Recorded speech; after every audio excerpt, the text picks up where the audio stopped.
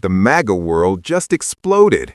What she said next will shock you. That President Trump is, with his comments, fueling a, quote, hotbed of threats against you. Obviously, any threats to your safety are completely unacceptable. But we have seen these kinds of attacks or criticism from the president at other people. It's not new. And with respect, I haven't heard you speak out about it until it was directed at you. Dana, I think that's fair criticism. And I would like to say humbly, I'm sorry for taking part in the toxic politics. It's very bad for our country.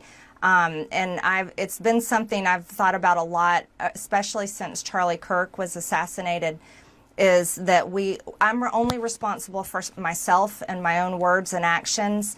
And I am committed, and I've been working on this a lot lately, to put down the knives in politics. I really just want to see people be kind to one another, and we need to figure out a new path forward that is focused on the American people, because as Americans, no matter what side of the aisle we're on, we have far more in common than we have differences. Yeah. And we need to be able to respect each other with our disagreements. Okay, as you are about to see, Taylor Greene was asked by CNN's Dana Bash about a social media post she had shared on Saturday in which she alleged that lobbying from the American Israel Public Affairs Committee, or AIPAC, was the reason Trump had attacked her, and openly questioned what country is putting so much pressure on him.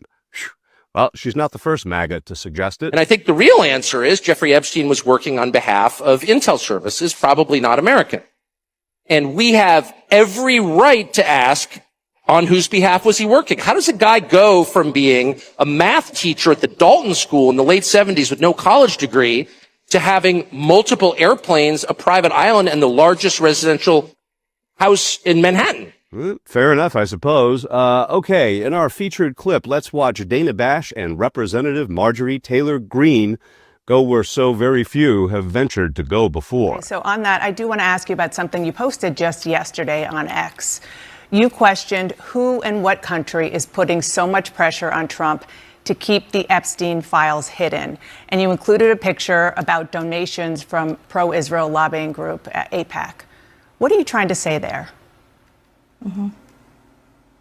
Well, I think it's a question that many Americans are asking, especially when we saw information recently come out in these emails that the Oversight Committee that I serve on has released. And we saw Jeffrey Epstein with ties to Ehud Barak. We saw him making business deals with them, also business deals that involved the Israeli government, and seems to have led into their intel agencies. And I think the right question is to ask is, was Jeffrey Epstein working for Israel? And I'm proud to say I don't take money from AIPAC. I don't take money from any special group of people. I'm just representing my district and the American people. And so that's what I was referring to. I just want to be clear. Are you saying Israel is pushing the president of the United States to cover up the Epstein files? And what evidence do you have that that is the case? I simply just asked out loud, is there a foreign government? It could be any foreign government, but is a foreign government pushing to keep this covered up? Because people just don't understand the big fight against. Well, you had AIPAC up there. It was pretty clear which government you were talking about. That I'm questioning that government in particular and questioning any other